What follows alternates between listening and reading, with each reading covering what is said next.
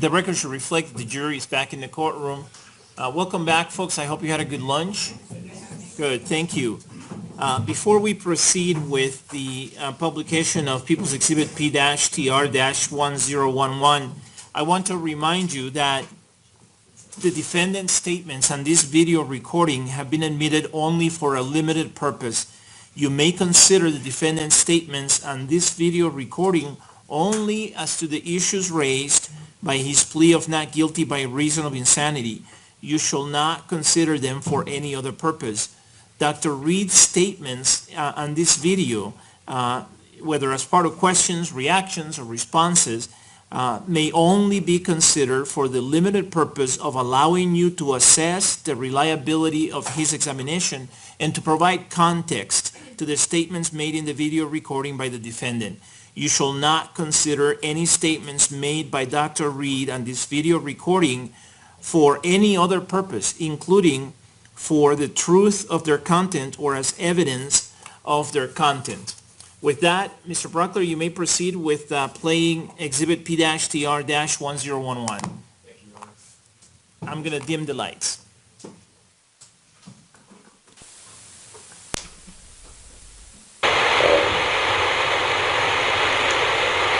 In the same conversation, you said, I increased my self-worth and I didn't have to die.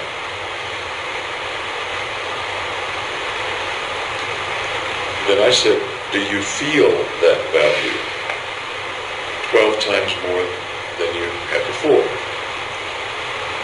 You said, theoretically, yes. I said, theoretically? How about really feeling 12 times more? Let me ask you that again. Is it a theoretical feeling or a real feeling that you were? It's abstract. It's abstract, okay. And I think at another point you said it was incremental, not a huge leap, but an incremental abstraction. You said then, when I said theoretically, how about really? You said, well, it's only theoretical in nature. The concept is theoretical, and you just used the word abstract. Right.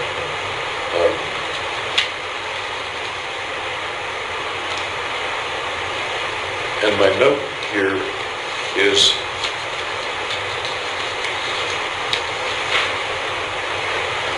that you felt, and continue to feel,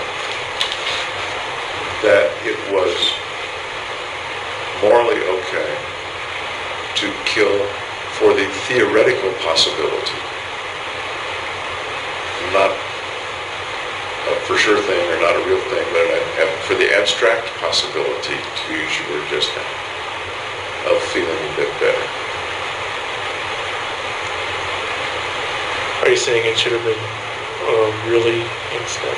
Well, not that it should have been, because I guess it is what it is.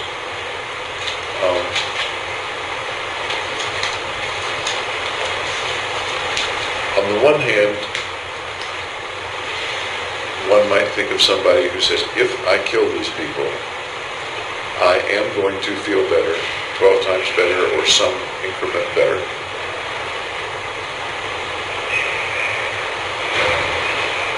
And that would be one reason for killing them, and that would have one, let me say, way of looking at it morally. It seems to me different to think of it as, if I kill them, then in some abstract, theoretical way, I believe I'll feel better. Right, one's a thought and the other is, it will be better. Okay. From what you said back at the hospital, it was a theoretical thing, a thought. Yeah. Is that generally correct, or am I misunderstanding? Yeah, that's right. Okay. A theoretical thing, a thought, an abstraction. Right. Let me ask you again today, are there ways that you really feel better or believe you're better? Or does does it remain an abstraction, a theoretical matter? It's still a thought, yeah, abstraction. Oh, thank you.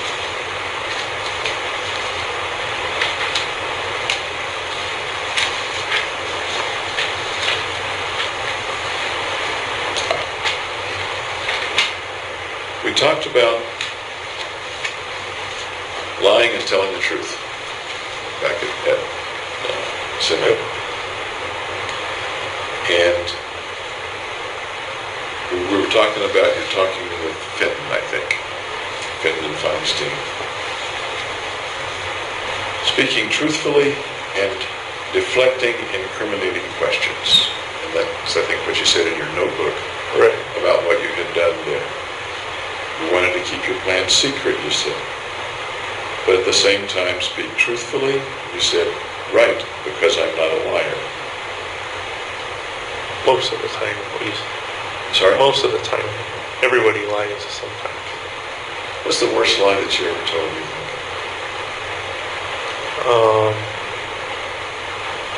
The most lie. Probably the lie of omission of not saying I was going to go shoot people. You just said the lie of omission. Is a lie of omission? I just don't consider it a true lie, but Okay. it's kind of in that lying category. And that's exactly where I was going. I wanted to talk about that a little more. And indeed, you said, I asked you about lying by omission, and you said, I don't consider that a true lie. Okay, so it's quite consistent with what I said earlier.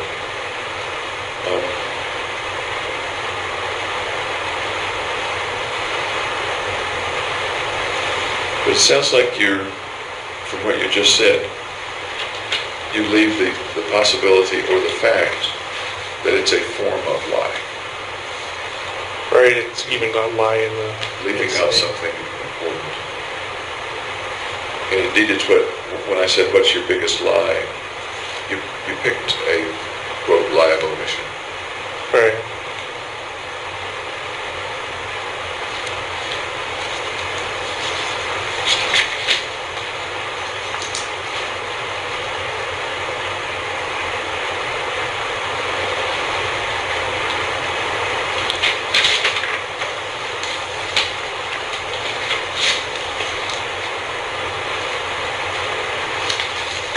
You talked about being called the Joker here in jail, and we may have talked about that briefly yesterday as well. Yeah.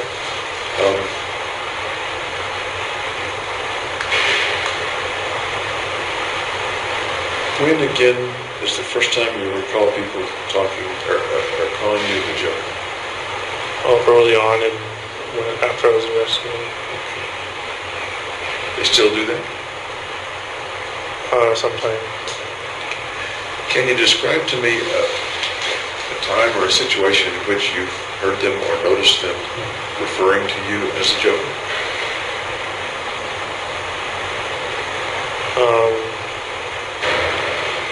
No, not really. Has there been a time when you actually did hear them say that, or do you kind of assume that's what they're calling you? No, I've actually heard them say it. Can you describe an instance or two of when you actually heard? Well, they were in a cell kind of adjacent or near my cell, and they can just yelling, the Joker. Were you pretty sure they were referring to you? Yeah, because they said, like, James the Joker.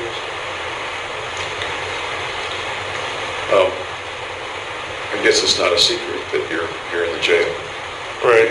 Is it your impression that the other inmates know that you're here, especially if they've been here a while? Yeah. Is it your impression that they would recognize you if they saw you? That I'm not sure, unless they've like, seen me on TV or something. You look a little different than the way you looked on TV. Right, I've got a beard, because the shavers don't work here. And the hair is grown back, the hair's different color. Yep.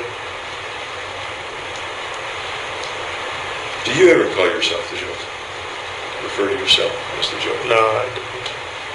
Even in private thoughts or private fantasies? I can see why people would call you the Joker, though. The dyed hair and the setting, the movie being the Batman movie. Once again, do you ever, even in a private fantasy, refer to yourself as the Joker? Hey, I'm the Joker, or a nickname that you accept for yourself, not just something other people have said,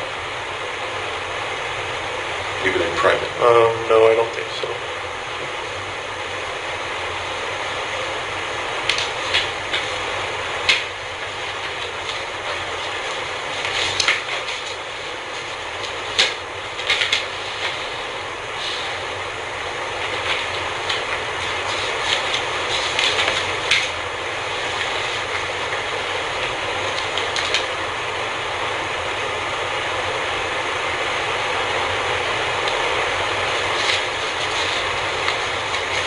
Well, I ask you what Dr. Fenton or Dr. Feinstein might tell me when I talk with them, and I've talked with them. One of the things you said you thought they would tell me is that they took you very seriously, and that they had even called the beta threat response team or something like that. I learned about that through my lawyers.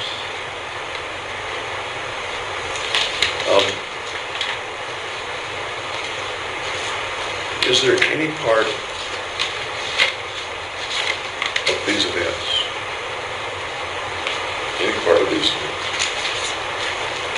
that has to do with James Holmes being taken seriously? I don't think so, no. I think people took me seriously. Before the event? In therapy.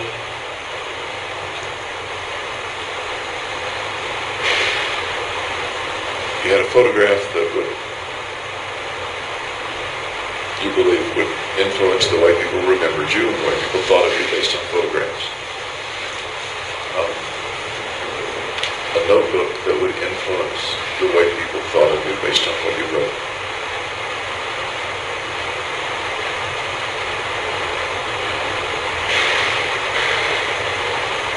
I'm wondering about whether part of this, not all of it, has to do with a guy who wants people to take him seriously. No, I felt I was taken seriously before the shooting. In what way? And I was a serious student.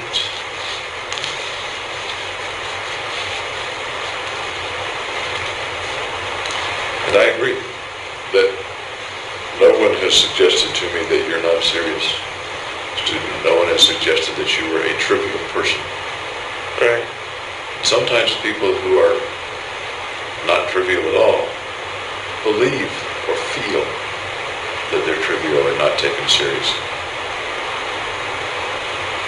Can you think of any times when that might have described you, feeling that you weren't being taken seriously, or people didn't recognize you and value you enough? I think that's different from being taken seriously. But Go down either path. I'm all ears. I'd like to hear. well, for the value, there wasn't anybody who tried to get me to stay in the neuroscience program. There wasn't anybody who tried to get you to stay, is that what you said? Yeah. Tell me about that. Well, I told my advisor I wanted to leave, and he didn't say no, you should stay or something. Would have been nice if he'd said, no, you should stay.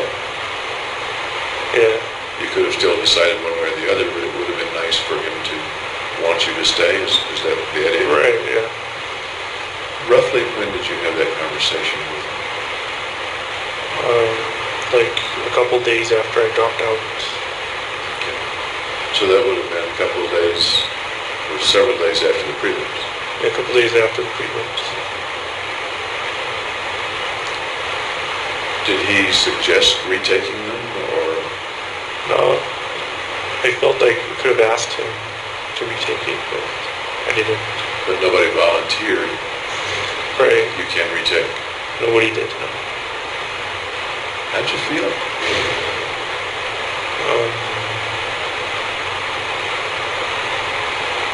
I guess undervalued.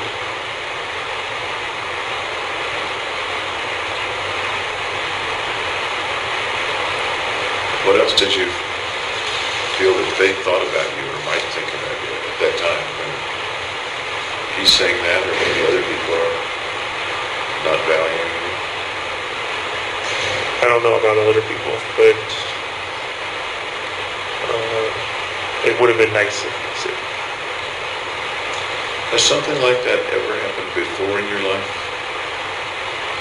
That it would have been nice for someone to encourage you or appreciate you, offer you something? Not that I can think of off the top of my head. Think about it for a minute. Other times, in school or not in school, young or older. Nothing's coming to me. How about when the family decided to move back to San Diego? And I think you mentioned that they either didn't ask you or didn't pay any attention to your not wanting to move. I think they paid attention and they told me why I was moving, so it wasn't a value issue. Okay. And that was just something that popped into my head. It doesn't have to be, Right. it doesn't have to be Freudianly significant or something. Okay.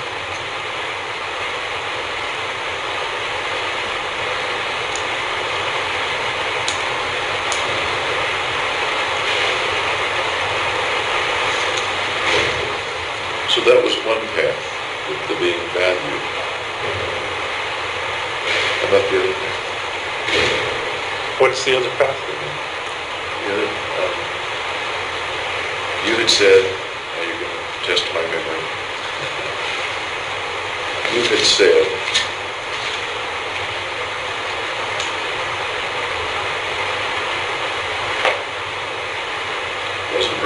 wasn't being remembered, was slightly different from being valued. Taken seriously. Oh, Taken yes. seriously. Okay. That's what it was. Anything else come to mind about not being taken seriously or being taken seriously? No, nothing really.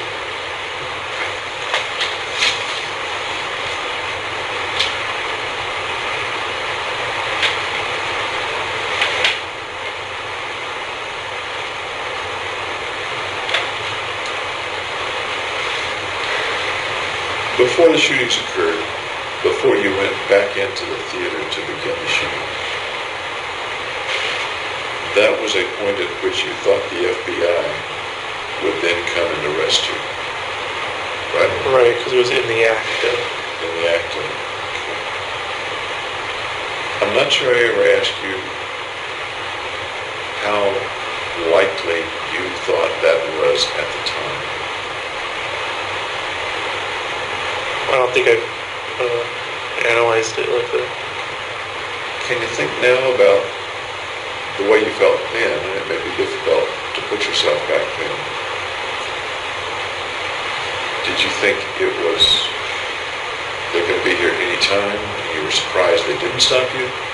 Or it was a fleeting thought of, maybe they'll stop me, or what were the chances, I guess I'm asking? I believe they could stop me, but I didn't think it was probable. Where along the probability line, you didn't think it was probable? Maybe like 20% chance they would stop me. Okay. Were you surprised that they didn't stop you? A little bit, yeah. At what point, if you remember, did you say to yourself, I guess they're not going to stop me? Before I went in the door, I was back in again. And I think you said something like at that point, it's really going to happen. Yeah. Or you may have said that, and maybe you thought it twice, after the call to the hotline was not answered. Or was cut off or something like that. Sometime in that, getting out of the car period. And those all happened within a minute or two of each other. Yeah, they're very close together.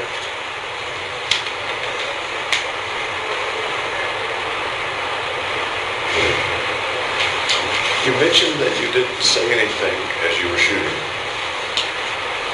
Didn't yell things out or anything like that. No, Are you quite sure of that? I'm like 100% sure. So that you've said several times that you were sort of on autopilot. Yeah. Is what you're saying that there's no chance that the autopilot would have blotted out your words or screams or yells or something? Well, in my conscious recollection, I know for sure that I did. Because we know that there are certain things that you were aware of, even though you describe yourself as being an autopilot. You were aware that the gun jammed. You were aware of going to the lighted area. You were aware of trying to fix it. You were aware of certain people moving around. Right. You were aware of the guy who smiled. Yep. And then at some point, before the guy who smiled, you were aware that you were done. Yep.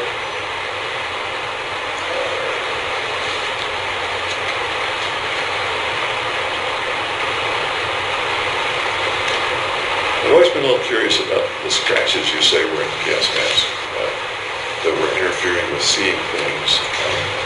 Yeah, I bought a cleaner for it, but it didn't. I'm sorry? I bought a cleaner, a lens cleaner, but it didn't work.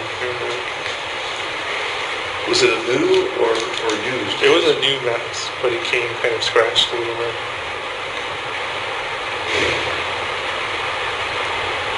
Scratches that are up close to the eye don't generally interfere with seeing things far away. Let me give you an example, because you're a guy that has worn glasses, and I'm a guy that wears glasses. Yeah. Okay? When your glasses are a little dirty, somebody else may say, oh, your glasses are dirty, but you can still see pretty darn well through I the could glasses. still see with the gas mask on, Okay. but because it was darker inside than outside, it was hard to focus. And Okay. You had the gas mask on before you went back in. right. You could see to open the door, things like that, to get back. Yeah, so it was only a partial obstruction. Okay.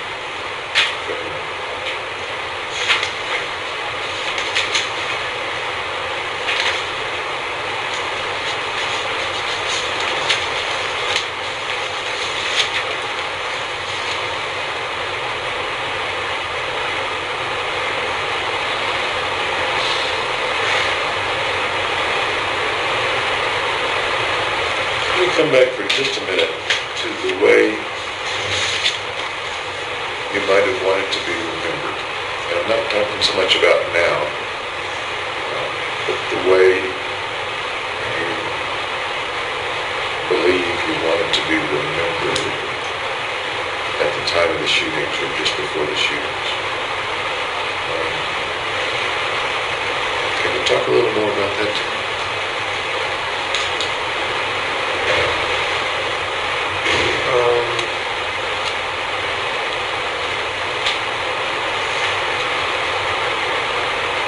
I just wanted to be remembered visually by my picture. Which picture?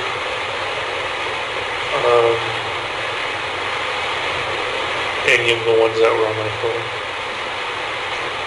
One of the ones, or a couple of the ones, were headshots of you with a sort of, not sure how to interpret it, devilish or impish or whimsical look, looking at the incendiary with the fuse, holding the gun, things like that. Another one was of, I'm trying to remember, it wasn't most of the regalia? Or Yeah, it was one where I was wearing the coat and the vest. Okay. So which is the one that conveys, if it is just one, which is the one that conveys the way that James wanted to be remembered, the James before the shooting? I think the most powerful image was the one where I was holding a gun in front of my face. Holding the gun in front of your face? Yeah. And that would convey to somebody 5 years from now what? Just that they would remember the picture, and that was James Holmes. That was James Holmes. And what was James Holmes? They don't need to remember what that, or I'm sorry? they don't need to remember anything extra. Just have a memory of the face.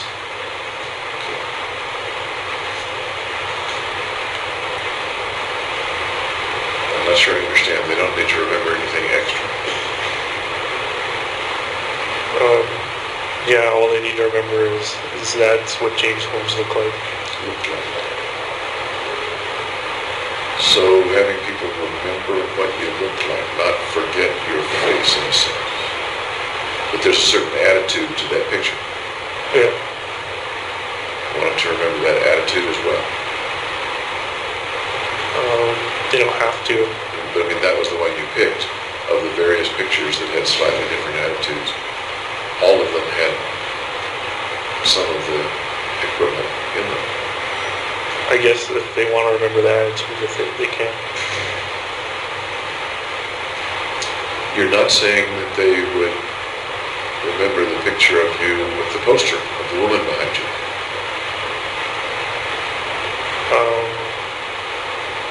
I don't think that was as powerful an image as the other one for remember. Powerful. You're not saying they would remember the picture of you on the hike. Right. Because it's not as strong an image. It's not something memorable. that's something It's not something as memorable as the one that they got. as venerable. Oh, memorable. Memorable, okay. Okay. That's a strong guy in the picture. Are you a pretty strong guy? Average. At the time that you took the pictures, did you believe you were a pretty strong guy? Yeah, I think so.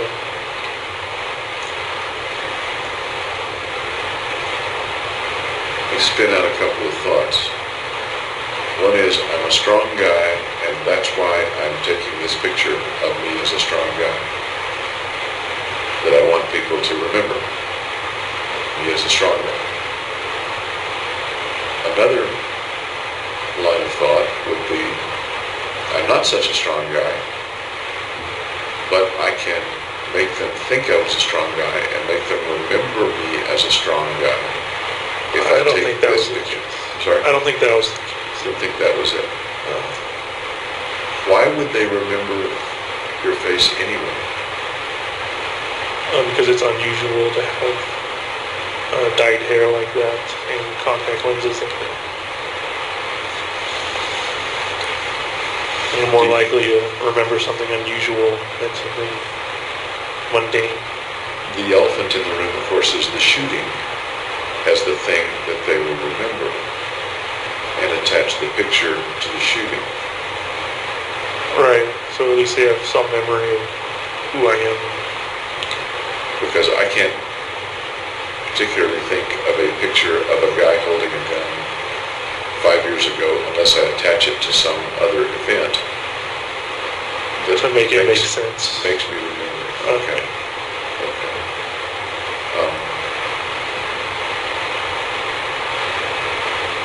So my mind goes to, it was a strong guy that killed these people. The picture of the guy that killed these people indicates he was a strong guy. It's not inaccurate. Is it accurate? Sure. Yeah. Those are the words that seem to lead up to that. The words you've used seem to lead up to, here's the picture. The reason I remember him is that he's the fellow that killed the people picture shows a strong guy. So James Holmes, the guy who killed the people in the theater, must have been a strong guy. Is that a train of thought that... I'm not sure if strong is the word tied to it or not. Okay. And again, there's a danger that I'm putting too much of my association into it. But the place that my mind goes with it is that people are not remembering James Holmes as a weak guy or a mediocre guy. Right, yeah, I would say that's true. Is there anything wrong with them remembering you as a mediocre guy or a weak guy? Just that it wouldn't be memorable.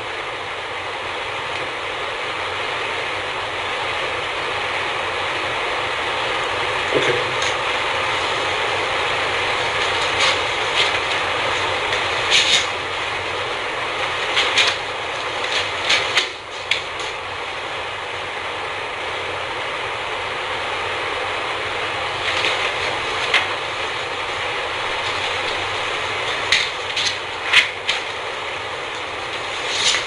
Go through just a couple more pages here.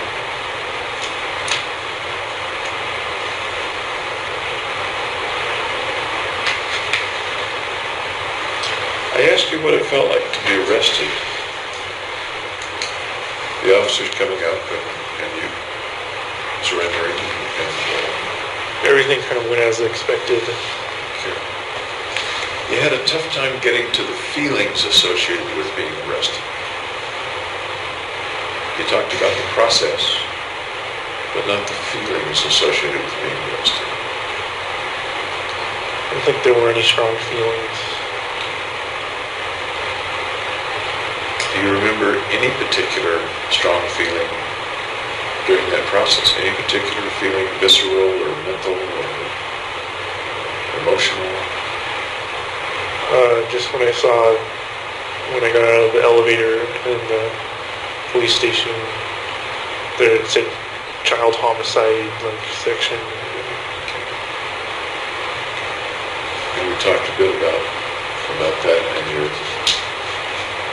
were you surprised that a child had been killed? Yeah. I didn't think there were going to be any children there. Did you feel sure there weren't going to be any children? Like 80% sure. You described child within the context of the folks that, in this context, you didn't mind killing, as somebody under 12. All right. It's a PG-13 movie. Seems to me that there are an awful lot of kids under 12 at PG-13 movies. Not at midnight. Not at midnight. Okay. Good point.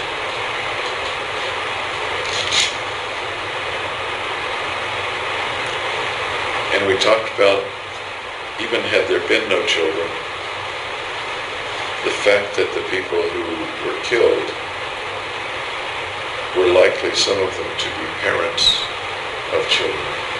Right, I never considered that until you brought it up. It wasn't a consideration that was not relevant or not considered an indifferent factor. Okay, yeah.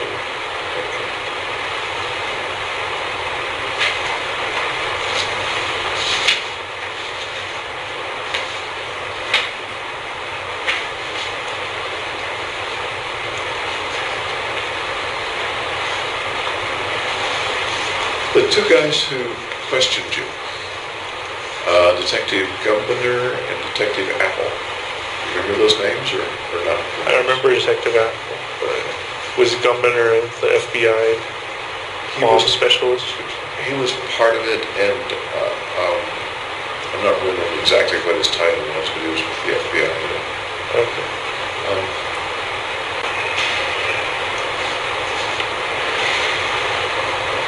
We talked a little bit about your going to court. Once again, you weren't sure, I think, the first time I asked this. Do you remember about when the first time you went to court was? About how many days after you were arrested or how many? I don't remember, it was too long ago. Okay. And at the time you said you didn't remember much about that event. about being in court. Right.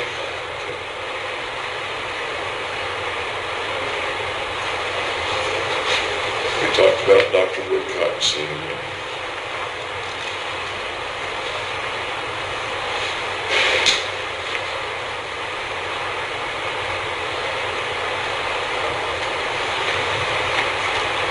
And we've talked a couple of times about the money that was mailed with the notebook.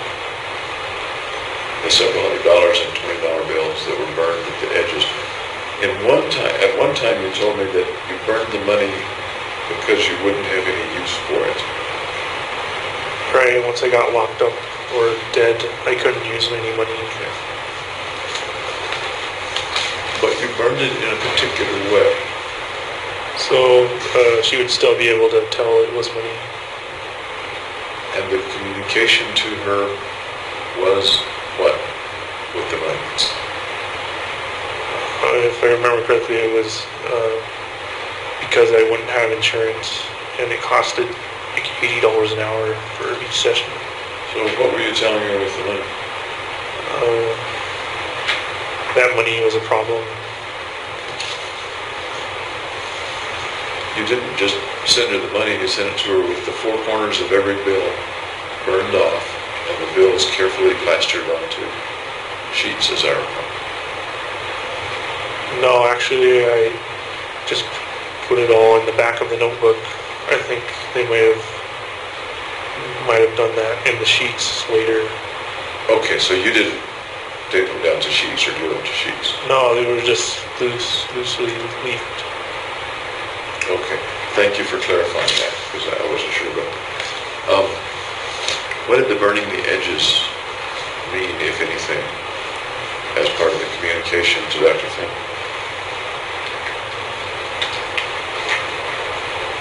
Just what I said before. Well, you could have just sent the money. I don't Right, but understand. then she would have misinterpreted, like, why is he paying me money?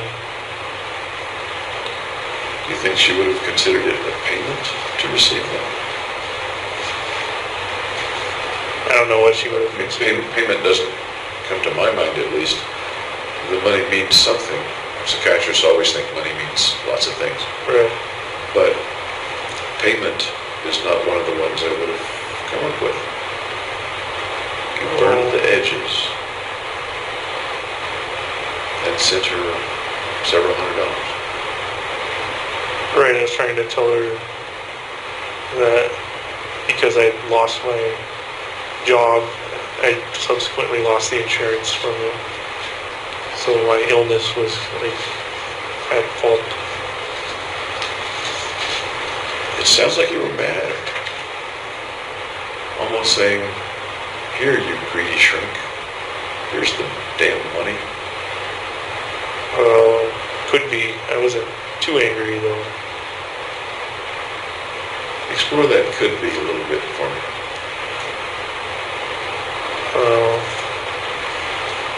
Well, it is kind of a mean thing to do to send her the notebook of all the information she didn't collect and burn the money, which is the reason why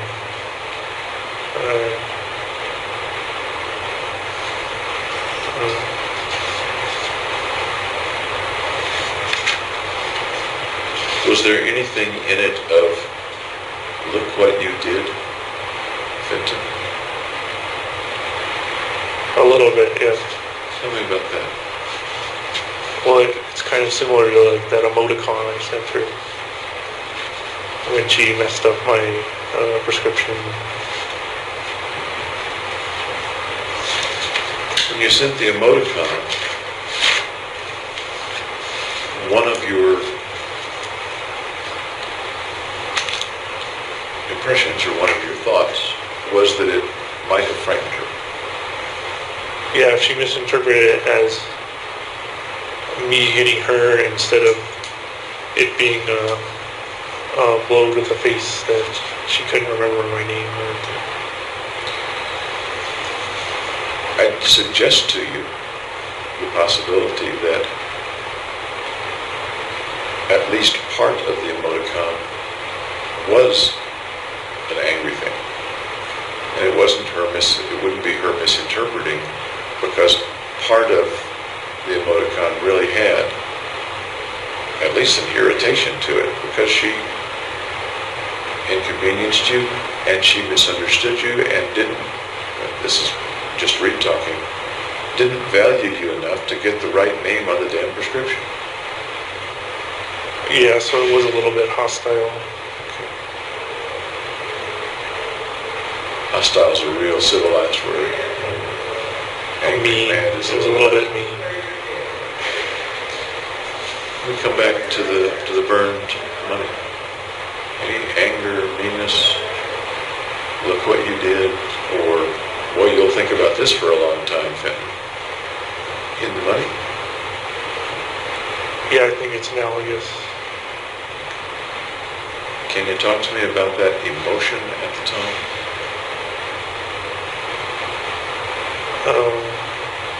Just that I was showing her what I was doing wrong. Or showing her what she did wrong.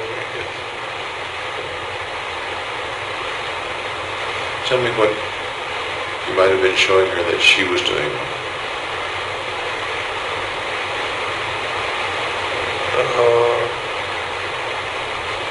Well, because of my illness, I could no longer go to the sessions because it was expensive. Is that a truly good reason that you didn't go to the sessions, or is that not much of the reason that you didn't continue the sessions? Well, the main reason was I was set on the mission. Kind of had an excuse to get out. An excuse to get out of the sessions? Yeah. Because you actually knew at the time that there were a lot of ways that you could have continued the sessions, and They'd offered to. had offered, unlike the school, they had offered ways to continue the sessions. Is that accurate? Yeah, for the summer at least.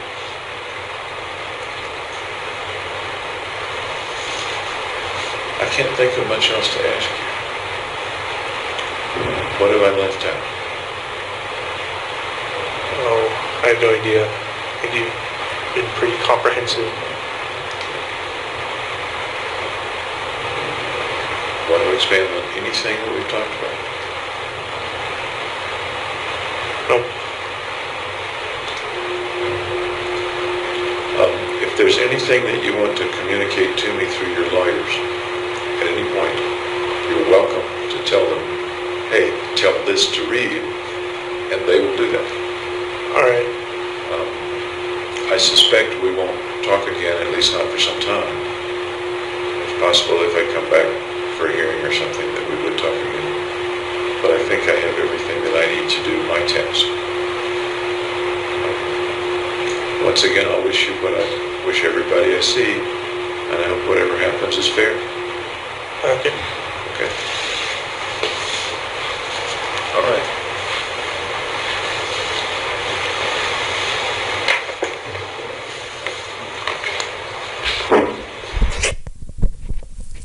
All right, I'm going to turn the lights on. The record should reflect that the prosecution just finished playing Exhibit P-TR-1011. Mr. Brockler, do you have some additional questions for Dr. Reed? Your Honor, thank you. Okay, Doctor, you may resume the witness stand. I remind you, Doctor, that you're still under oath. And members of the jury, I want to remind you again that it's important that you keep in mind that the defendant's statements and the video recording have been admitted only for a limited purpose. You may consider the defendant's statements and the video recording only as to the issues raised by his plea of not guilty by reason of insanity. You shall not consider them for any other purpose. Dr. Reed's statements and the video recording may only be considered for the limited purpose of allowing you to assess the reliability of his examination and to provide context to the statements made in the video recording by the defendant. You shall not consider any statements made by Dr. Reed and this video recording for any other purpose, including for the truth of the content of the statements or as evidence of what was said in the statements.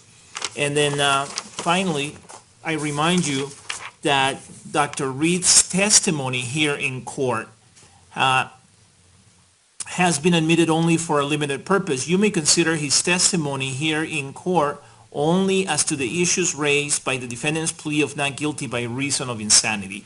You shall not consider this testimony for any other purpose.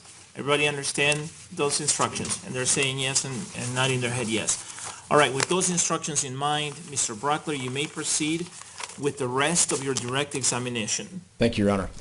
Dr. Reed, those last several segments that we saw took place weeks after the initial assessment and interviews down at the state hospital in Pueblo. Is that accurate? Yes, about 4 weeks later. Here's what I noticed, is that it seemed like you, and you even said this on the video, that you were going back and retouching things and circling around. I think you used other terminology like that. Why did you do that so much? Sure. There are several reasons I wanted to come back. One is to ask more than once about different topics that might have been important, to see if the answers were consistent, to see if he'd thought about them or wanted to expand them or would expand them, to see if he would look any different or tell me any different things in a different environment, in the jail rather than the hospital. There were also things that I thought of that I hadn't asked or covered very well before, and I wanted to cover those. Wanted to be as thorough as possible. Did you detect, and we saw some of it on the video, but did you detect a difference in how he presented down at the state hospital versus at the jail here? I think there were some subtle differences. I probably won't remember all of them. He seemed a little bit more relaxed at the jail. I think you heard me mention on the tape that his pupils were not enlarged, at least that I noticed at the jail, at least at the time that I looked at it. Some of the style of my interview was different, which may have made him look a little bit different. For example, I got a little more philosophical. I did more of the talking. I kind of regret doing quite so much of the talking because the purpose is to have him talk. But as you know, he doesn't talk very much at some times.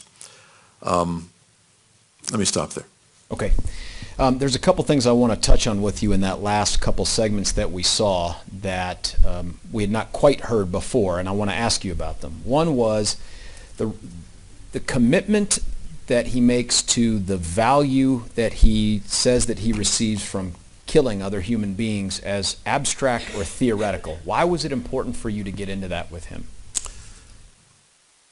I'm interested in whether his concept of gaining value or gaining a point for killing each other person was delusion set in his mind. That is, he believed it to be real and others didn't, or others wouldn't. Versus the idea that it was an idea he had or a philosophy that he had that didn't rise to the level of a delusion or a deeper belief. I think that covers the why. And based on the information that you got, what did you conclude? I'm still confused. I think there are aspects of delusion in it, and I think there are delusional aspects to Mr. Holmes' psyche at the time that I saw him. He persisted in saying, even though I asked him several times, that the value or value points were not real. He never said that they were real, I don't believe, but that they were abstract or thoughts. I'm still not absolutely certain. Does that cut towards the idea, though, that it's more of a belief, a philosophy, a value system, as opposed to a true delusion? That's the question, and I would lean a little bit toward philosophy or value system, but I'm happy to entertain the thought that it's within a delusion. That is, it's not realistic, and he believed it and believes it firmly. In just a little bit, I'll get you to talk more about some of the psychiatric diagnostic stuff, including the definition of delusion. We'll get there in a moment. There's something else there. Do you remember an exchange where the defendant says to you, killing people is considered evil? You respond, considered evil by, and he responds, everyone. Why was that psychiatrically significant to your analysis here? I was interested in whether he thought he was evil. The word evil comes up in his mind or in the conversations and in my mind. His firm belief that other people would believe the killing's evil suggests to me an ability, a capability of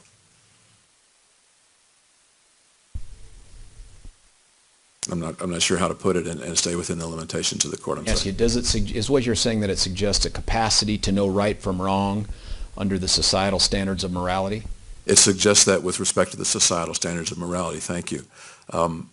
With regard to whether he thought himself evil, I think he wrestled with that and eventually said he didn't think himself evil. For your purposes, Dr. Reed, is it the fact that he makes these comments, and in fact I'll refer you to one more. You addressed to him some statements he made to his girlfriend through a Google chat or a G-chat. Do you remember that? Yes. And he responds that it's considered evil by society as you press him. Is that a similar statement to the ones that you got from him on killing people is considered evil by everyone? It's a similar statement. I think that's why I started that chain of conversation in the interviews, and the earlier statement came prior to the shootings. Now, does it change your opinion about his capacity to know right from wrong based on that societal standard of morality if he says, I know it, but I don't necessarily think me doing it is evil? It does not change my opinion. He also uses the phrase a couple times in there, he calls himself manic. Is that a psychiatrically significant term to use? The term is psychiatrically significant. I think there's a question about whether he understood the term as he was applying it to himself. How about the last thing I want to ask you about these last section of interview is you have a discussion with him about a guy sitting in the front row of the theater. And he talks about him being a guy that's smiling at him. And there's a conversation you have with him about whether he shoots him or not. Do you remember that? Yes. Tell us why that's psychiatrically significant. First of all, it tells me that, at least according to him, he was paying attention. He was able to report that detail, assuming it's accurate. He was able to report that. He wasn't such an automaton, if you will, that he wasn't aware of lots of things around him. Second, I was interested in why he didn't shoot him, why he elected not to shoot him. I think two things came up, at least two things came up. One is that by that time, according to him, he felt that he was done. And the second was, as he said several times, that would have been too personal. He was able to make the choice not to shoot someone? Yes, he was quite able to make the choice not to shoot. All right, now I want to step back and just talk about a few other things that were touched upon throughout the videos, but we're going to segment them and talk about them in a little greater detail. One is, there is a conversation about Drs. Fenton and Feinstein, not just with you, but with other mental health providers in this case, and experts in this case, and even the notebook. So tell us a little bit about that in terms of when did those contacts with Dr. Fenton and Feinstein occur, and then let's talk about what you discovered from reviewing the discovery and talking with them that you found to be psychiatrically significant, okay? Sure. If my memory serves, around early March of 2012, Mr. Holmes went to behavioral health or student health or something like that. He states because he felt anxiety, he felt anxious. There's one place in the record that suggests that Gargi told him to go or recommended that he go. But at any rate, he got there. He saw a social worker by the name of Ms. Roth. The social worker recognized what the social worker described as a person as anxious as anyone she'd ever seen, and also noted that he was talking about killing people. She then quickly referred him to a psychiatrist, Dr. Fenton, for further workup and evaluation. And I can go through the We'll do that in a chronology minute. some more if you like. Let's step back. First off, what was the main complaint that it appears he went to go seek help for? Objection asked and answered. Overruled. Go ahead, sir. He said, and the record reflects, that it was because he was feeling anxiety. And that it impacted his public speaking? Objection leading. I'm not, Hold on. It's a follow-up question to the last answer. I will allow it. Go ahead. now that you mention it, I recall seeing the public speaking thing in the record. I'm not sure exactly what else he said. There's something else significant about what he told Ms. Roth that you just told us, and that was that he'd had these thoughts of killing people. What do you describe But that? I'm going to object to the manner or the form of the question. Counsel just said there's something significant, and he's testifying, so I object to the form of the question. Sustain as to the form of the question. Doctor, the statement that you said that he made to Ms. Roth that he had thoughts of killing people, is that significant? Sure. Tell us why. First of all, it indicates a potential dangerousness that everyone who hears that should pay lots of attention to. It may have to do with psychiatric things, it may not, but it means very strongly that whoever is seeing him needs to evaluate carefully and perhaps protect others as well. Now, in your experience in the 40 years you've been doing this, have you come across people who have expressed similar thoughts at different times? Similar, not absolutely exactly. Now, does everyone that expresses something like that, is that a firm indication that they intend to act on it and soon? No, most do not act on it. So what sort of... Objection, relevance, Judge, at this point to what other people do. Objection, and the objection is untimely, I should say. So the objection is overruled as untimely. It was made after the answer. Go ahead. Now, Doctor, you said that after he sees Miss Roth, that she then refers him to a psychiatrist. Is that Dr. Fenton? Yes. Now tell us, what develops out of the times they spend together that was significant for you to consider? Dr. Fenton did a psychiatric evaluation, an outpatient psychiatric evaluation, considered several diagnoses, treated him for anxiety, paid attention to his statements about wanting to kill others, and documented that she heard those statements and, in her judgment, he was not going to act on them. They saw each other 4 times, I believe. As I mentioned, she prescribed some medication primarily associated with alleviating anxiety. At some point, she believed it was important to have another psychiatrist come into the sessions, asked Mr. Holmes' permission, and Dr. Feinstein joined them, and the 3 of them met for 2 more sessions. All this happened, I believe, over the course of mid-March to June 11, 2012. During that period of time leading up to June 11th, 2012, was there any other documented or even told to you by Fenton and Feinstein, any other additional information provided by the defendant about whether he was planning to carry out these thoughts? So far as I know from the notes and from the conversation with them, there were continuing comments about the thoughts, but nothing about specific victims, nothing about specific plans. And those were asked? Yes, those were asked. Did they ever, during this time that they see him, does it ever document that he appeared suicidal? They inquired about suicidality or suicide risk, and they came to the conclusion that he did not appear suicidal. How about even depressed? They assessed for depression. I don't recall exactly what they wrote down. I don't believe there was ever any diagnosis of a depressive illness. I don't remember whether depression was particularly mentioned in a list of symptoms or not. Was there any indication as to whether his physical appearance changed at all, or hygiene at all, during the period that they met with him? I remember one session, I think it was late in the 6 sessions, in which I think Dr. Feinstein said, either to me or in the record or both, that he smelled as if he didn't have good hygiene. Was that the only reference to that that you saw? As I sit here, I don't recall any other. There may be one. Do they ask him about, or is there anything in the record that suggests that he had told them that he was seeing any visual hallucinations?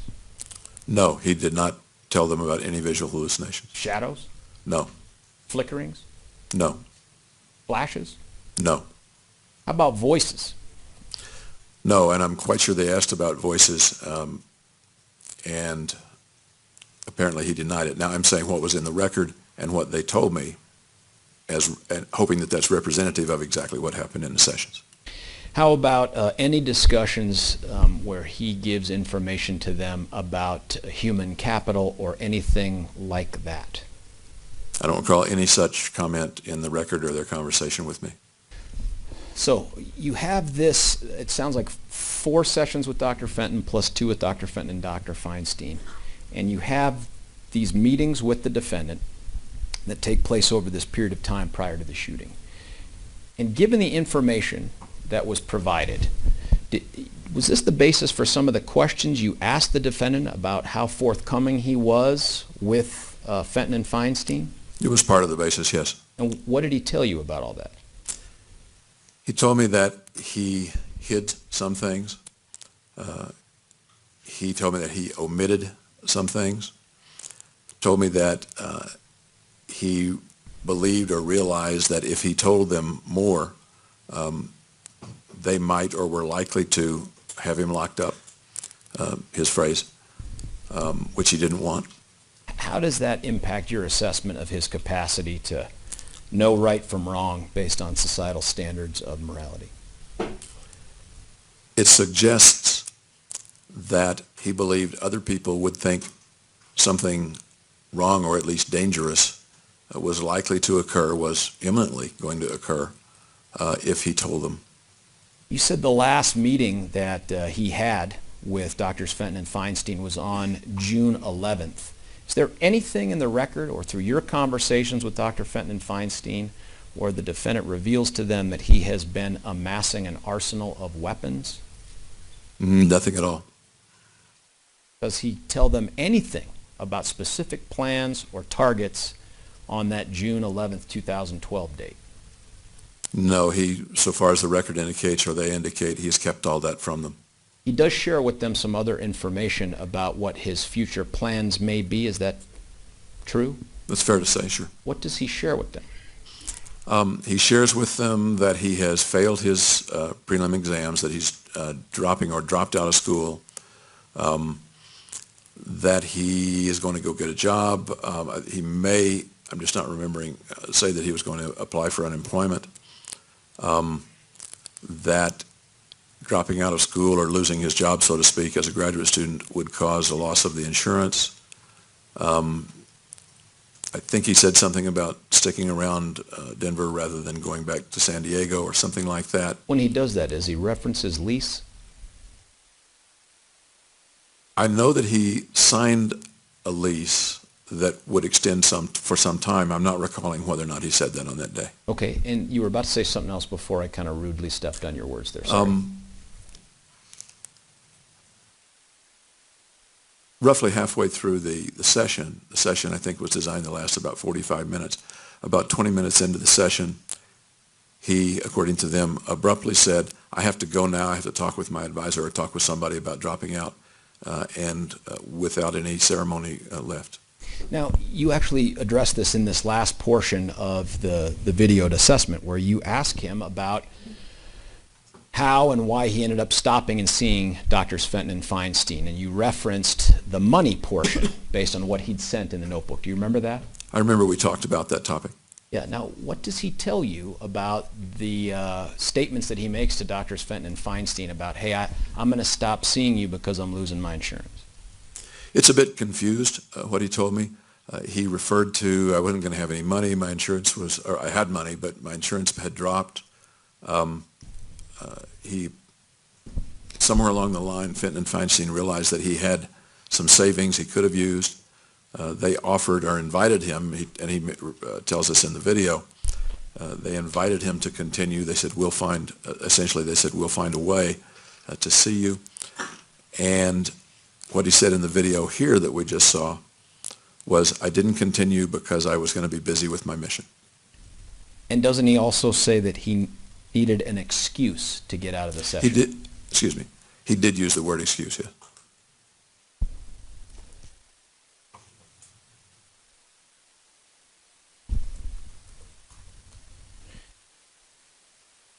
Now, Dr. Fenton, does she also, after this, acquire some additional information that you could consider based on phone calls to the defendant's mother and the head of his department, someone named Sukumar, last name begins with a V? Yes. What did you learn from that? I'm going to object on the basis of double hearsay. Would counsel approach, please?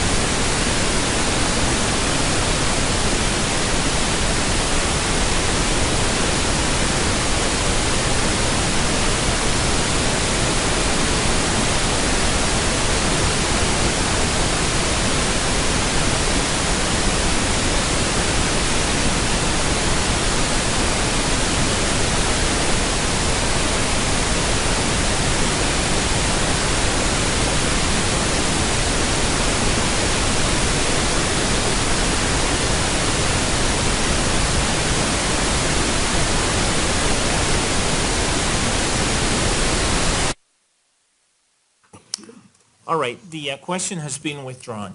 Mr. Bruckler, you may proceed. Thank you, Your Honor.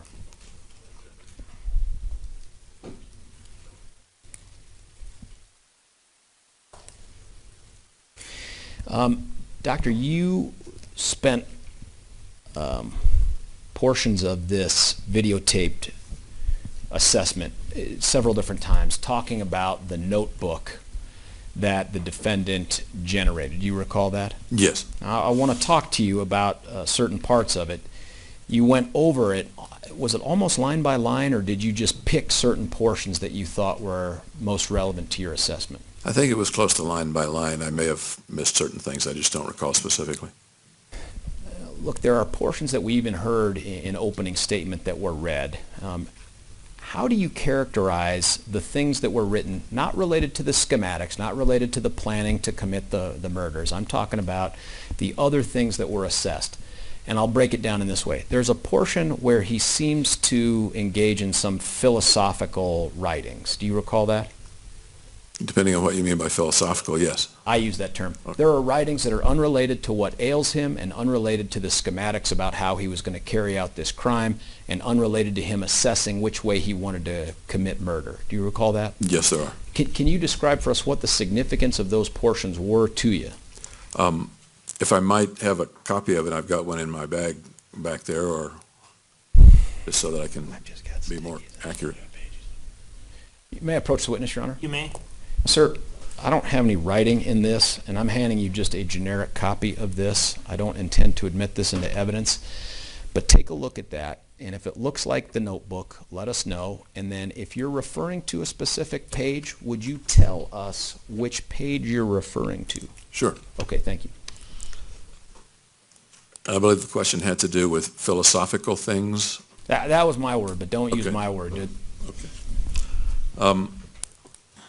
The first thing I see, oops.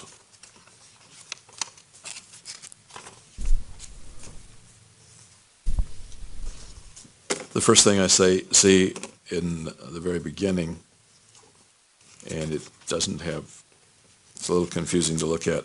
Well, and Doctor, let me just make a record of that too. The copy that you're looking at has 2 per page photographs, and then as you go past that, each page is full size.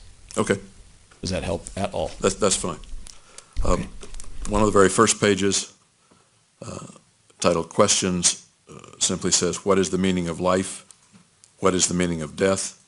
And then there's a sort of a logo that I think folks may be familiar with by now, the circle with a 1 and an infinity in it, which he calls the ultraception. Judge, I hate to interrupt, but can I have the page, please? Sure, it's before the pages are even numbered. Yeah. I believe it's the first page of the book. Thank you. Okay. Well, tell us, what significance, if anything, does that have for you? Simply that he's asking a question that lots of people ask. Not unusual. No, and the ultraception kind of logo is personal to him. It doesn't have any particular significance to me as a drawing. He talks about it later, what it means to him. Okay. Can you go to the next page then Sure. and tell us which page number it is? Page 27, and it jumps to page 27. No, I'm sorry, the page before 27 that's not numbered is a dedication to Goober, Chrissy, Bobo, love yous. Those are his family members. Why is that significant, if at all? It's simply a little unusual. I don't know who, when this was written, who it was intended to be read by, if anyone. Sometimes one journal or something isn't intended to be read by anyone. But it does say to his family members, and it's interesting, but I don't know what it means. Well, let me ask you, does it affect the way you assess and look at this thing if it appears that it's written for someone else? Objection, Judge. Calls for speculation. The witness has said that he can't say what that means. Overruled. It's a different question than whether he knows what it means. When something's written for someone else, it implies to me that the writing changes a little or a lot because it's no longer completely private. It's what you want that person to see, just as when you take a photograph that other people are expected to see, you likely take a different photograph than you would if you were taking it just for yourself to look at. And does that consideration impact sort of how you go through and view some of the stuff that's written in there? Oh, sort of. I don't want to make too big a deal of it. Sure. After that page, which I think it begins not on page 27. Dan, can I touch? How about the page after 27, which you would think is 28, but I don't see a 28 on it. Do you see? It's not numbered, but it's just before 29. Oh, it is numbered 28, I beg your pardon. Okay. Now, as we go through those things, how do those things impact you as you begin to add this to your assessment of the defendant prior to the shooting? Without reading each one out loud, which you may or may not want me to do, I do not. they appear to be thoughts about life and the world and the universe and people, justice. They appear to be thoughts that he's thinking about and documenting the thoughts that he's having. Okay. Rather neatly, I might say. Now, these things, do some of them, do they strike you as philosophical or something else? They strike me as philosophical. They're a little bit odd out of context. I don't know what he was thinking at the time. If you just read a sentence or a page, some of them look somewhat odd because I don't know the context. Perhaps they are odd, and there's an inference that they represent either an anguish in thinking about these things, concern about thinking about them, or perhaps a mental illness at various places. Doctor, I know you've had the opportunity to review his performance in college and in undergrad. Is that fair? Yes. And did you see his transcripts? Yes. Did you ever, as part of your assessment, and I didn't hear it on the videos, but as part of your global assessment, ever go back to see what philosophies were covered in the philosophy of life class he got an A in at the end of his undergraduate degree? No, I never looked at that, never asked about it.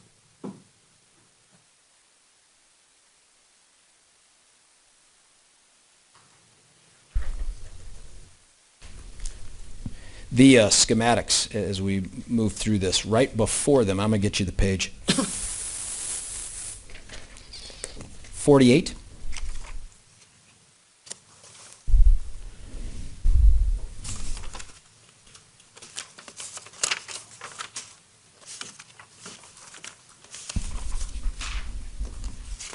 Judge, with the court's permission, could I publish that page? Yes? Ma'am, it's 341-48. I don't know what that means.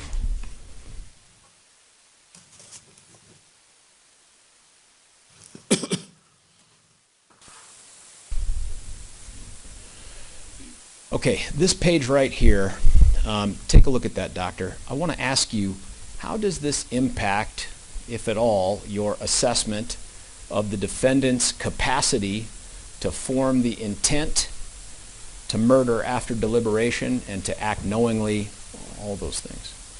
The page by itself could just be thoughts. In context, it suggests an ability to plan and think about a crime, think about pros and cons. Some of the items appear to be the idea comes up and then the idea is discarded. That's the way I think about it. Now, as we move through the following pages, and you do not have to put these up, ma'am, you can take them down, 49, 50, 51, 52.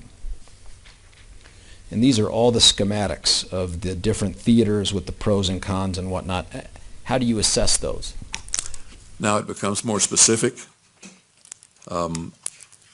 It appears to reflect more realistic planning, or at least more realistic thoughts about planning. It still doesn't indicate that something's going to happen taken out of context. But In context, let me just, And ma'am, would you put up 52 for us, please?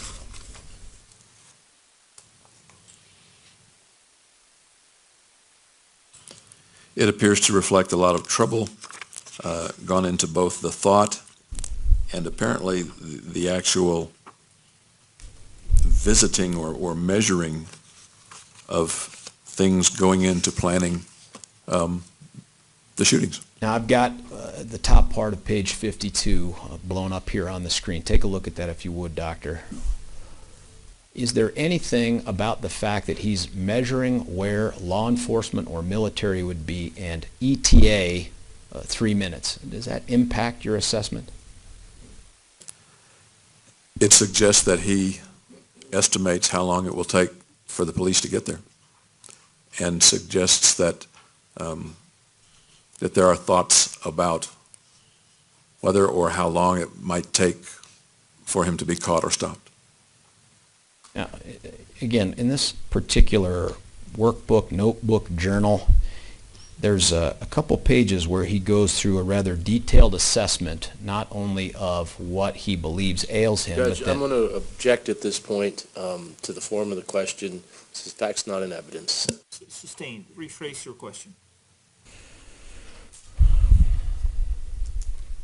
Ma'am, would you put up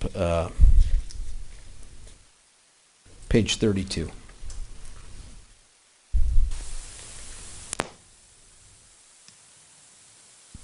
(32, 33, 34, 35, and the top of 36. Do you see those, Doctor? I have them here, yes. Yeah, how would you describe those pages?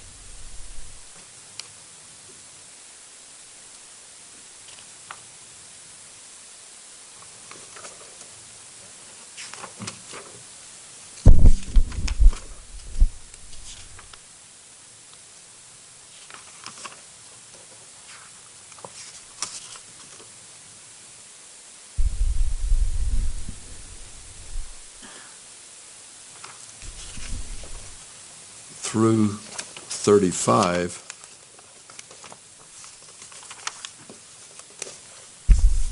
it's a little bit dim here, but through 35, he appears to be describing things that he is feeling or believes are characteristics of his that are concerning, that are disturbing to him. Now, Symptoms, things like that. based on what we're seeing up here on the top of 32, do these appear to be just a one-word list, or is he going into some description of them? He goes into considerable description. Now, over those pages, is there anywhere in there that the defendant says that he's seeing shadows? I looked for that before, so I can say no. That he's hearing voices? No. Anything that juggles? No. Take that down, man.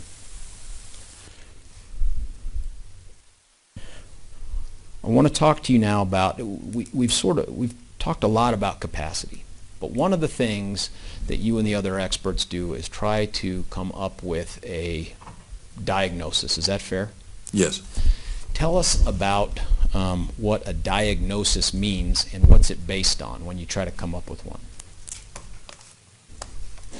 A diagnosis, generally speaking, is a concise description of a known regular group of symptoms or signs, speaking medically. Does the diagnosis itself, whatever the name it is that it's given, does that tell us about how whatever that is impacts someone's function? If you're speaking of psychiatric diagnosis, the answer is usually not, but sometimes it is. Now, in this particular case, and we'll talk about how you got there, you have concluded that the defendant has a serious mental illness. Is that right? Yes. Tell us when the term serious or significant or any other synonym is used with mental illness, what is it saying? Okay. First of all, serious mental illness to me is not quite synonymous with significant mental illness. Serious means a measurable effect on function or feeling or ability to get along in the world or comfort, things like that. That seems to me to go beyond the words simply significant. So serious goes beyond the word significant, is that what you're saying? To me. Okay. So in this particular case, without getting to the names that may apply, what did you determine the mental illness, how it impacted or interfered with the defendant's function?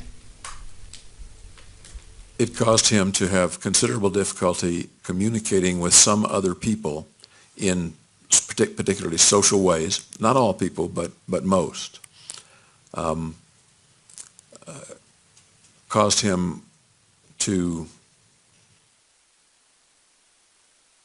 misperceive sometimes what people around him thought or meant when they were interacting with him. Caused him to be very nervous, or I'll say anxious, in some or many social situations. Caused him in some ways to think oddly and to behave oddly.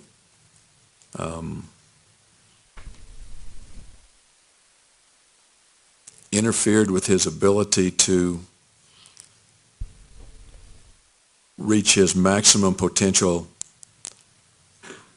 in school or work. Interfered with his ability to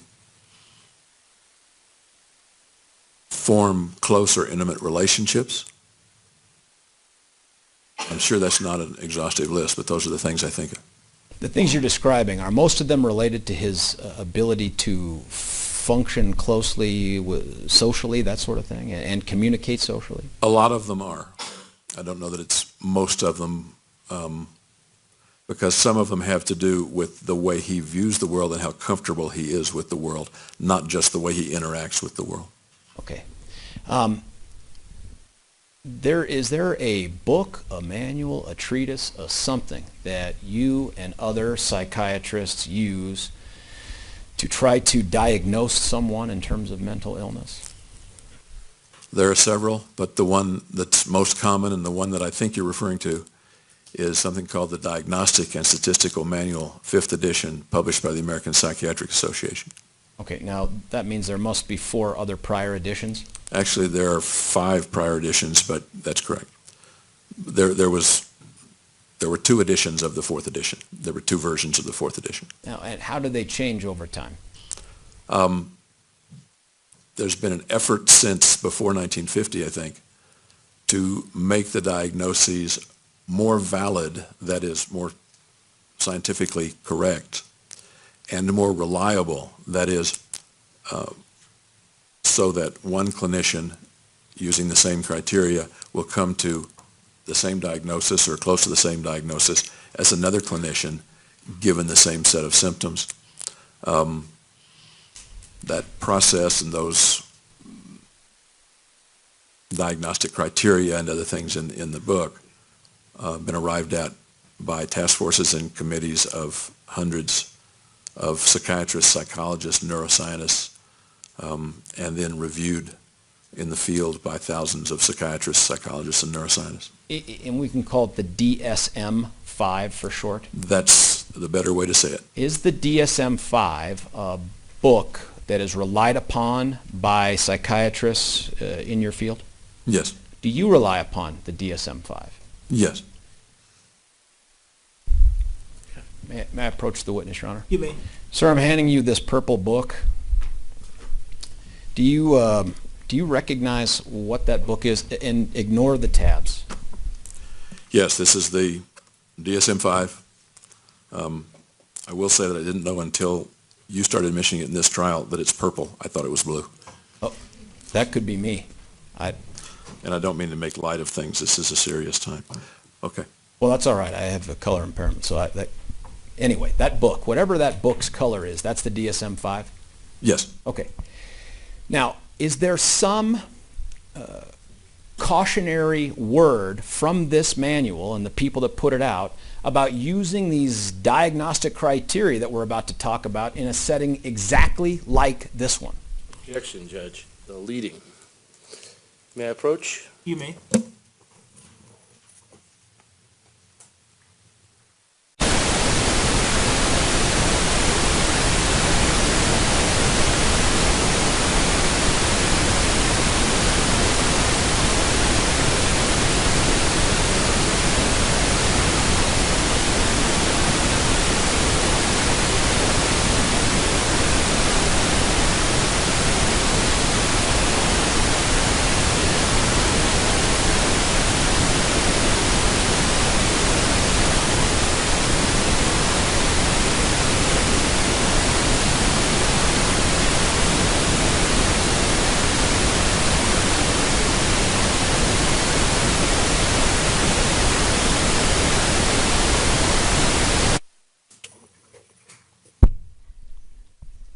All right, the objection is overruled. You may proceed.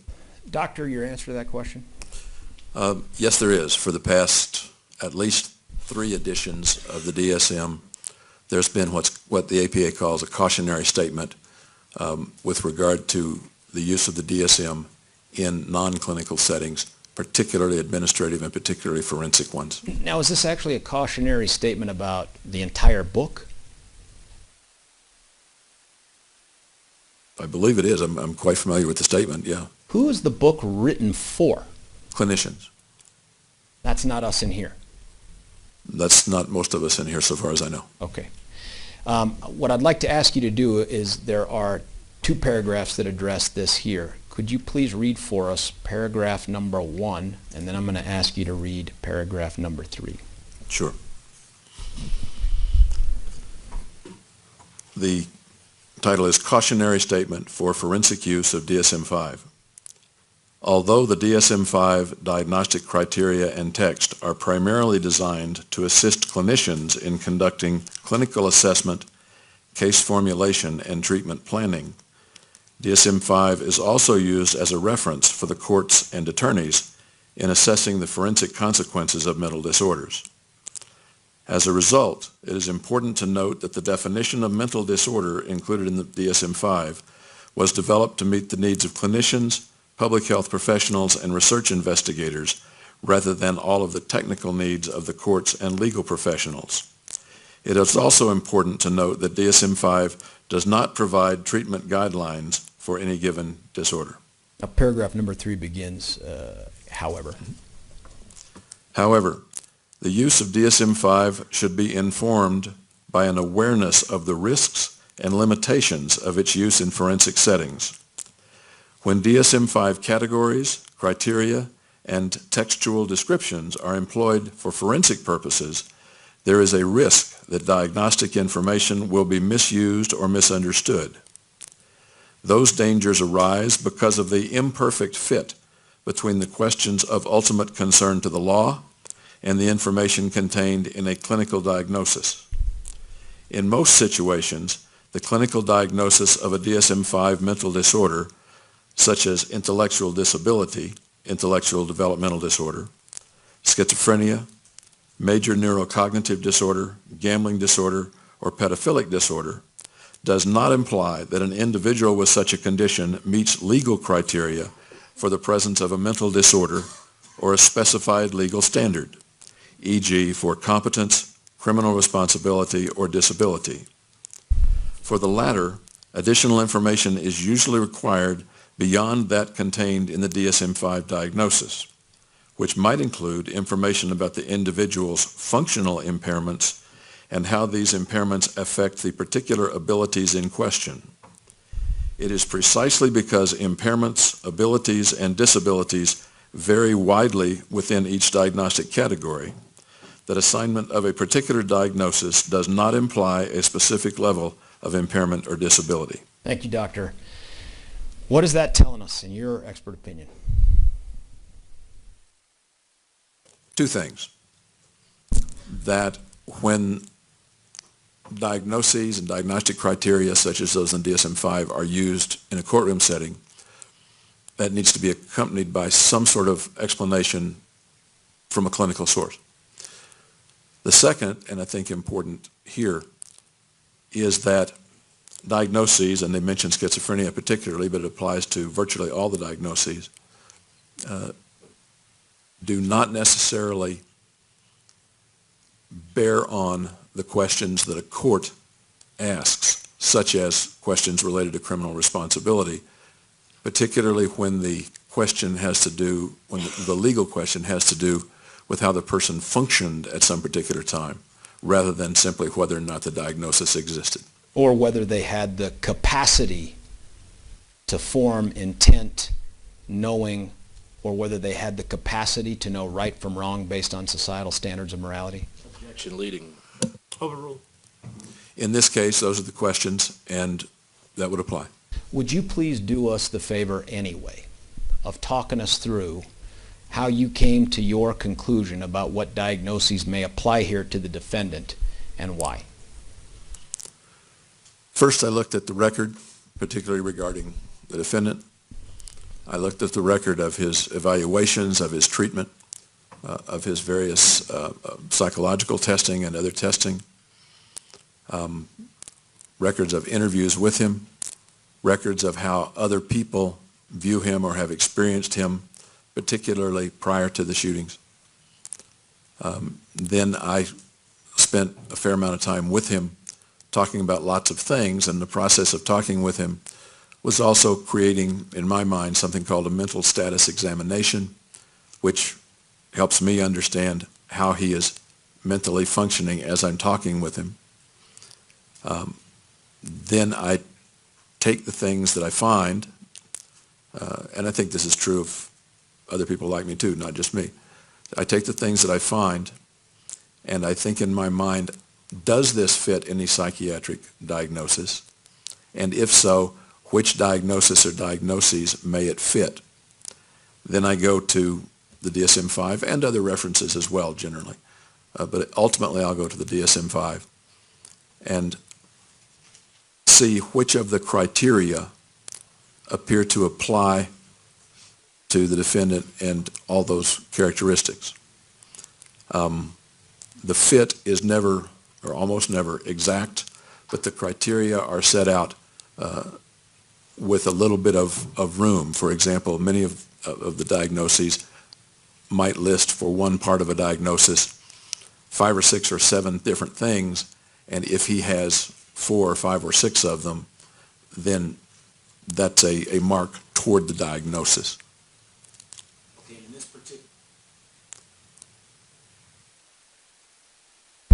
In this particular case, doctor, tell us what conclusion you came to and why.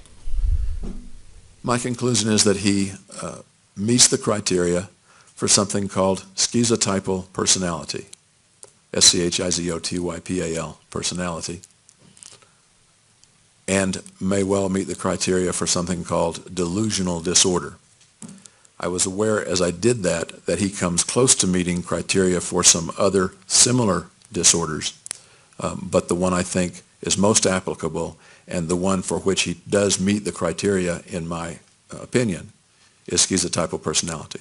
You said delusional disorder, and we've heard you refer to a delusion. What is the psychiatric definition of a delusion? A delusion is a fixed belief that is also false, a fixed false belief. And in addition, it's a belief that is generally not held by others in a society. That allows us to say that religions are not a delusion, whether somebody thinks they're false or not false. But one may be delusional within a religion if his or her belief is way outside those bounds. The example I usually give is, for example, a charismatic Christian may well not be delusional, but if he or she truly believes that he's Jesus Christ, he probably is, very probably is delusional even within that religious belief. Now, in this particular case, you concluded, it sounds like, that the defendant has at least one delusion. Did you conclude one or more than one? The defendant has some, I'm pretty well convinced, he has some experiences of delusion. Whether he meets the criteria for delusional disorder or not is another matter, but within schizotypal personality disorder, there's room for one of the criteria that one may meet, doesn't have to, is that delusions exist. And I believe that at various times he has had them and probably has some chronic delusions as well. Like what? Some of the more temporary ones had to do with the idea that that he expressed and told Dr. Fenton about, that Dr. Fenton had purposely locked him out of the office one day, and that a box sitting near Dr. Fenton's desk had some meaning that the box didn't really have. That was apparently short-lived and limited. The larger one, a larger one, the one that stands out, is the delusion that if he kills someone, he somehow takes on something representative of their value, even though it's arbitrary to him. And once again, I'm a little confused about that. Both Dr. Fenton and Dr. Feinstein talked about him being paranoid, which has an implication of delusion in it. And I think I'm not doing a very good job of explaining. Well, let me just ask you, you said you're confused about whether or not this belief that he has this increased value from killing people is a delusion. Well, I want to ask you, based on the definition that you get. Objection, misstates the testimony. Object to the form of the question. Overruled. I want to ask, go ahead, sir. If you need to clarify something I said, please do that. Okay. If I may, I'm going to... Okay.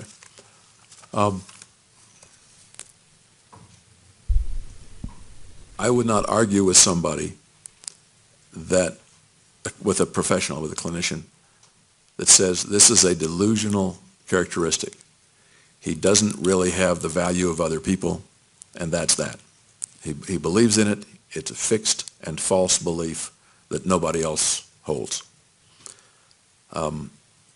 As I kind of philosophically look at it, is it merely a philosophical belief? I leave room for somebody else who might say that it is. I lean toward the idea of delusion. I'm sorry that I'm so vague about it. So, well, let me ask you then to clarify. What are some classic delusions that might help us understand what the delusion is based on that definition you gave? Some of the common ones, the persecutory ones, are somebody's out to get me, and it's not just because they're really out to get me. You heard him talk about the possibility that police cars parked around his apartment from time to time were there watching him. When he thought about it a little bit, he sort of explained that maybe they weren't really there to watch him. He considered the possibility that they weren't watching him. That moves us a little away from delusion. The idea that another example would be somebody who thinks he or she is someone grandiose. I'm the king of England. I'm the queen of the desert. And with a true belief in that, not I feel like the queen of the desert. I am the queen of the desert, and nothing you can say will dissuade me of that. There are other examples, but that's the idea. Can I ask you some hypotheticals? Somebody thinks that the person that they're killing is not a person, but instead is a demon inhabiting a person's body. Would that be a delusion? Truly believed, that would be a delusion, and that would be a relevant one for a criminal court in some cases. How about someone who believes if they don't engage in some conduct that California will break off the U.S. and slip into the ocean? That would be a delusion. Now, do all those things have as a common characteristic, including the ones you gave, they are either factually accurate or they are factually inaccurate? Is that fair? If I'm understanding you, the clearness that they're factually inaccurate Like that person's not really the queen of whatever is you said. important. That's important to the concept, sure. So I want to ask you, regarding this potential delusion about value, the defendant, did he tell you it was a factual value or abstract and theoretical? And Judge, that misconstrues the testimony. He's asking the question, overruled. And that's partly my point. When I asked him, is this something real or something that you've made up for yourself, he really wouldn't say it was real. He said, in effect, I made it up for myself. It came from inside me. It's arbitrary. And that's where I have a little bit of problem with it. I don't mean to be making this more complicated than it is. It may be arguing about the number of angels that can dance on the head of a pin. Yeah, well, I'm going to continue to ask you a couple more angel-related questions then, okay? If this belief, as has been described, I'm asking you a hypothetical now, if a belief is one that is theoretical, is abstract, is one that has no physical component to it, no disprovable physical component to it, how is it that anybody can say whether it is a false belief? I'm afraid I don't buy the premise. Tell me. There are lots of things that we can't test that we're still pretty sure are false beliefs, if that's what you're saying.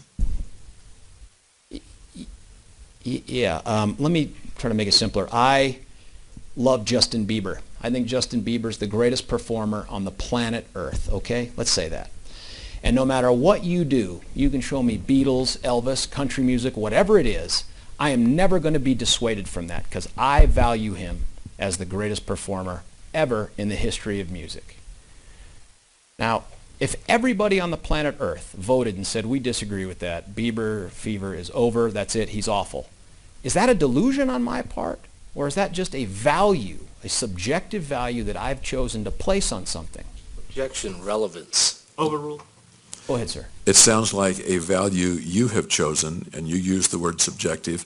And interestingly, I believe Mr. Holmes used the term subjective as well in the video. Now, he may have been using the word subjective in another context. Yeah, I'd object to that as a misstatement of the evidence. The jury will rely on its own memory of what's on the videotape. All right. Go ahead, sir. You're not delusional just because you think Justin Bieber is the greatest thing since sliced bread. Well, then, can you help me understand how can the defendant be considered delusional because he has decided for himself, by himself, that he gets some indescribable increase of value by killing other people? It depends on the clinical judgment, and I've kind of already said that there are ways to interpret it as something other than a delusion and ways I wouldn't argue with to interpret it as a delusion. Either way, we're left with the defendant as he is, whatever we call it. Understood. Is believing or is concluding that there's a delusion one of the diagnostic criteria for schizotypal personality disorder? It's one of the criteria, but it need not be met. It's one of the possible criteria. You only have to meet 5 of 8 in that particular section. In this particular case, tell us which ones you think apply to the defendant for your diagnosis. And doctor, I see you referring to something. Can we presume that's your report? Yes, I'm referring to my report. Do us a favor. When you're referring to your report, would you tell us that and Sure. tell us what page you're looking at? Sure. I'm looking at pages 5 and 6 of my report, and on those pages I quote heavily or summarize from the DSM-5. Within one portion of the way one diagnoses schizotypal personality, there are 9 things to consider, and the person needs to have 5 in order to pass that particular hurdle getting to the diagnosis. And let me point out that the diagnoses are not rote cookbook things. They involve clinical judgment and clinical wrestling sometimes, just as we've been talking about whether such and such is a delusion or not. One of the things that he has, in my opinion, is odd beliefs or magical thinking that influence his behavior and are inconsistent with cultural norms. Part of that odd belief or magical thinking, in my view, would be the thinking that if he kills someone, he gets something from that. Another is unusual perceptual experiences, including bodily illusions.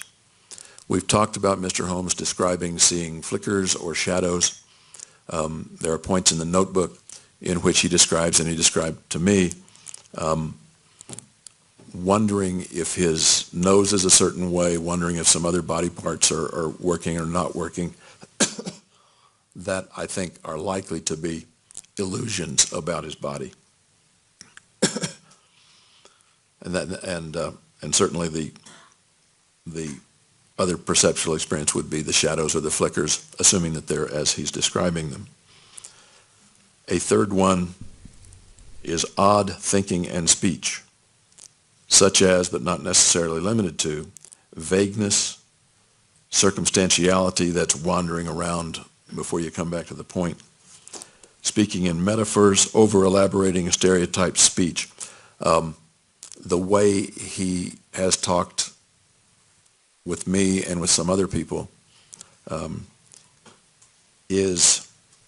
it reflects an odd way of speaking, and I believe reflects an odd way of thinking as well. The fourth one, suspiciousness or paranoid thinking.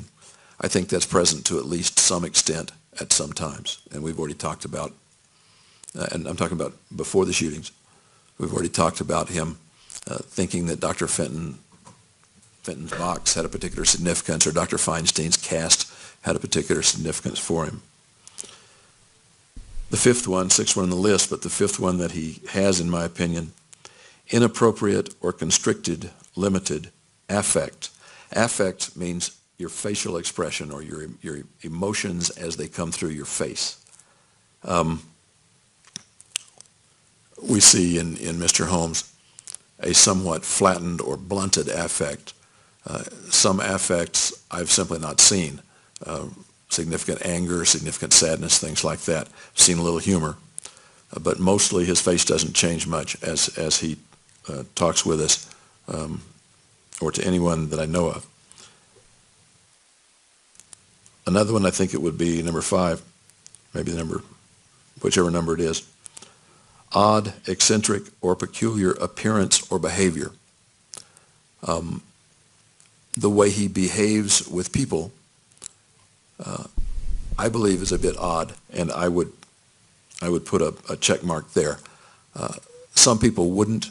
They would say he's not particularly eccentric. He doesn't wear green clothes all the time or something like that. If we think about his dyeing his hair red, I don't think that's a big deal in this particular context. The next one, lack of close friends or confidants other than close family. He has some friends or has had some friends. They're not that close, and when they get close, he has difficulty with that. He has had some close friends, but there's an overall lack of them and difficulty with those interactions. And finally, the last one on the list is excessive social anxiety that doesn't diminish with familiarity and tends to be associated with paranoid fears rather than negative judgments about himself. That may or may not be present, since when he becomes more familiar with people, the anxiety tends to decrease. It's a little hard to tell. He was with me for a fair amount of time, and the anxiety may have decreased a little bit. I'm not sure whether that one applies to him or not, particularly because if it's there,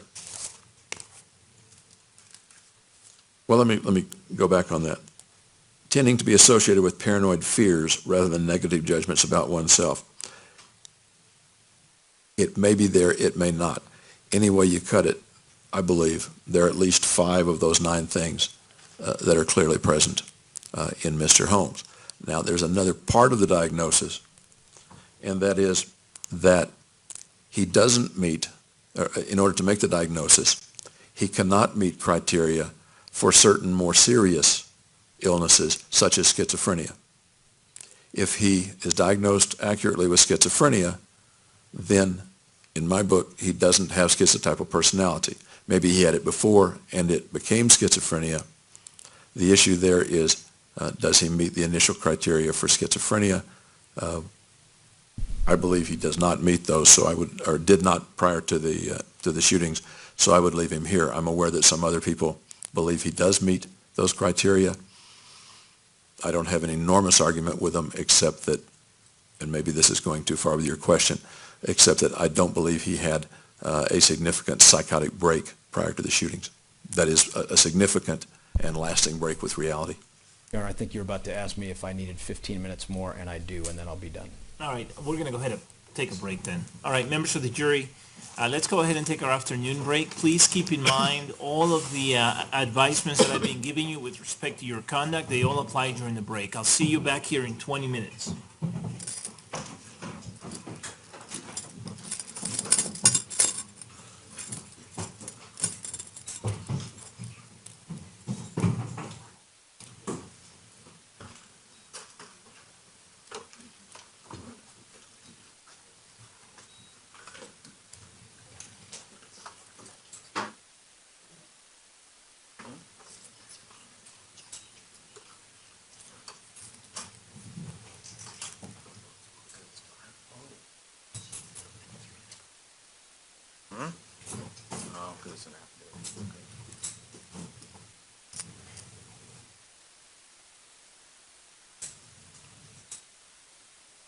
The record should reflect that the jury has exited the courtroom. Now, let's go ahead and take our afternoon break. I'll see you folks back here in 20 minutes. The court will be in recess. Please rise.